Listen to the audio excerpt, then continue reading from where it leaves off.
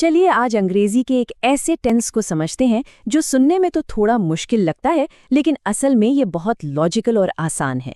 बात करते हैं प्रेजेंट परफेक्ट कंटिन्यूअस की। तो आज हम क्या क्या करने वाले हैं?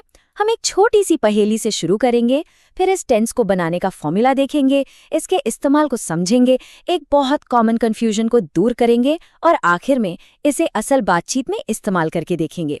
किसी भी चीज को सीखने का सबसे अच्छा तरीका है उसे एक्शन में देखना। तो चलिए एक कहानी से, एक सिचुएशन से शुरुआत करते हैं। जरा सोचिए, आप खिड़की से बाहर देखते हैं और आपके मन में सवाल आता है, क्या अभी बारिश हो रही है? आप देखते हैं कि नहीं, अभी तो बारिश नहीं हो रही, लेकिन जमीन गीली है। तो जवाब सिर्फ हाँ या ना में नहीं है ना? गीली जमीन एक सुराग है कि कुछ तो हुआ है। और इसी सुराग को समझाने के लिए हमारा आज का टेंस सामने आता है, इट्स बिन रेनिंग। देखिए, ये एक ही वाक्य कैसे पास्ट और प्रेजेंट दोनों को जोड़ देता है। तो सवाल ये है कि इस तरह के दमदार वाक्य आखिर बनते कैसे हैं? चलिए इसके बहुत ही आसान से फॉर्मूले को तोड़कर समझते हैं। तो सबसे जरूरी बात जो याद रखनी है वो ये है कि इस टेंस का कनेक्शन हमेशा हमेशा अभी से होता है। या तो कोई काम अभी अभी रुका है या फिर कोई काम अभी भी चल रहा है। इसका फॉर्मूला एकदम एक रेसिपी की तरह है। सबसे पहले सब्जेक्ट रखिए, जैसे आई या ही, फिर सब्जेक्ट के हिसाब से हैव या हैज लगाइए। इसके बाद हमेशा बीन आएगा और आखिर में जो भी काम हो रहा है उस वर्ब में आईएनजी लगा दीजिए। बस हो गया, आई हैव बीन वर्किंग। ठीक है, बनाना तो सीख लिया। अब ये देखते हैं कि इस रेसिपी का इस्तेमाल कब और कहाँ करना है। इसके दो मेन यूज है।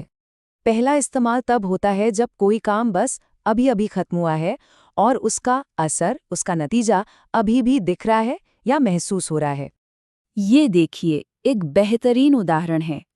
पॉल थका हुआ क्यों है? क्योंकि he is been working hard. मतलब वो कड़ी मेहनत करता रहा है। मेहनत शायद अभी रुक गई है, लेकिन उसका नतीजा यानी थकान अभी भी मौजूद है। और दूसरा इस्तेमाल ये उन कामों के लिए है जो पास्ट में शुरू हुए थे और अभी भी चल रहे हैं, अभी खत्म नहीं हुए हैं। चलिए अपनी बारिश वाली कहानी पर वापस चलते हैं। मान लीजिए कि बारिश 2 घंटे पहले शुरू हुई थी और अभी भी हो रही है, तो हम क्या कहेंगे? It's been raining for 2 hours. और हाँ, जब भी आपको हाउ लॉन्ग, फॉर या सिंस जैसे शब्द सुनाई दे, तो ये एक बहुत बड़ा इशारा है कि यहाँ शायद प्रेजेंट परफेक्ट कंटिन्यूअस का इस्तेमाल होगा, क्योंकि ये सारे शब्द ड्यूरेशन यानी समय की अवधि पर जोर देते हैं। अच्छा, अब आते हैं उस सवाल पर जहां अक्सर लोग थोड़ा कंफ्यूज हो जाते हैं। प्रेजेंट कंटिन्यूअस और प्रेजेंट परफेक्ट कंटिन्यूअस में आखिर फर्क क्या है? चलिए इसे हमेशा के लिए क्लियर कर लेते हैं। देखिए, सारा खेल फोकस का है। प्रेजेंट कंटिन्यूअस यानी आई एम डूइंग, इसका फोकस सिर्फ और सिर्फ अभी पर है, इस पल में क्या हो रहा है।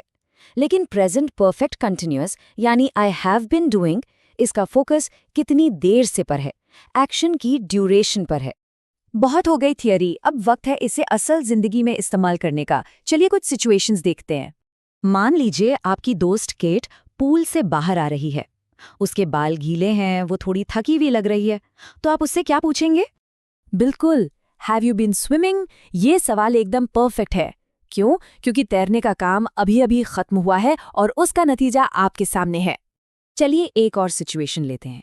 आपका कोई दोस्त है जो फोन बेचता है और आप ये जानना चाहते हैं कि वो ये काम कब से कर रहा है। यहाँ आपका फोकस किस पर है? ड्यूरेशन पर, है ना?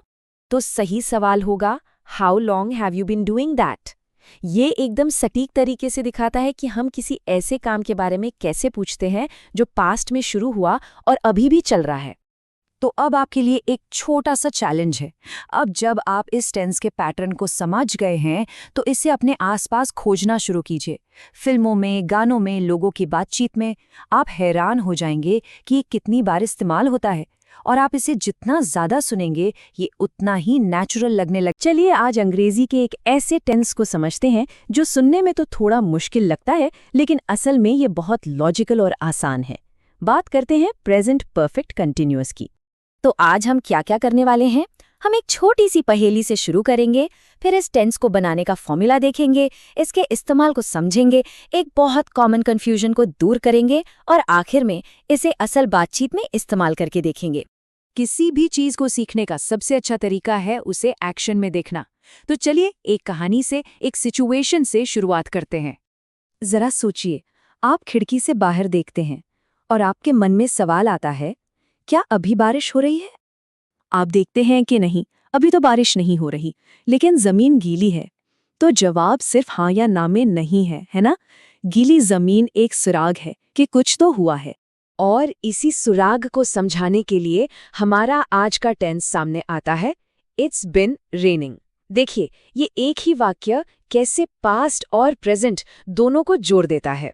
तो सवाल ये है कि इस तरह के दमदार वाक्य आखिर बनते कैसे हैं?